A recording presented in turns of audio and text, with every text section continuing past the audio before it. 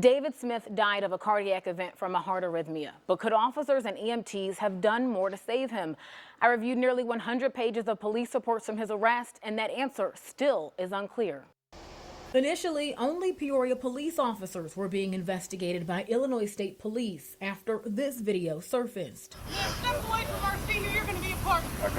But in the weeks since David Smith's arrest, How do you see it? Andrew Rand, Advanced Medical Transport CEO, says that they've also been placed under the microscope. They could have helped my brother. My brother would still be here today if they would have just helped my brother.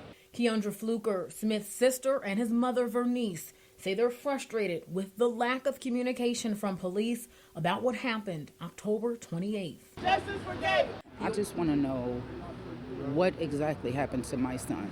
Peoria police say Smith was caught on camera robbing this convenience store at gunpoint. Afterward, officers found him lying on his side in a nearby yard and handcuffed him.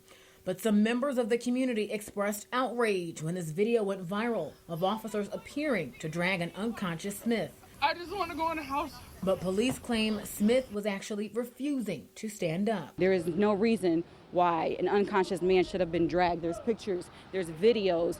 This isn't a story that can be made up. We tried to ask the paramedics involved for clarification on these differing accounts, but Rand with AMT says they can't even correct misinformation because medical records are private. I read a piece in the newspaper that I clearly think is a highly misinformed document, but because we have a duty to protect the records of our treatment, we can't make any comments on any of that. For Smith's family, closure may be a long time coming because even though Smith has passed, due to patient confidentiality laws, they still can't access his records. It's pretty hard not to feel like you want to bend a rule to, accommodate someone's emotional attachment during a period of grieving like this. But what about protocols? Were they followed?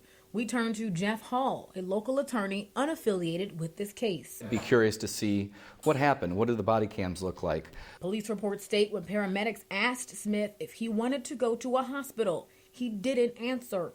And because AMT said his vital signs were normal, they had an officer sign a refusal form on Smith's behalf, taking him to police headquarters where he was determined to be unconscious. Hall says there's a chance another step involving a call to a hospital may have been missed. A medical control unit is supposed to be called if one of their observations fall under a high-risk refusal.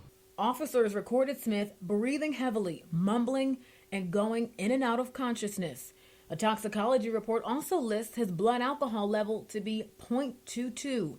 Both of those on the list that would bump a patient to a high-risk refusal.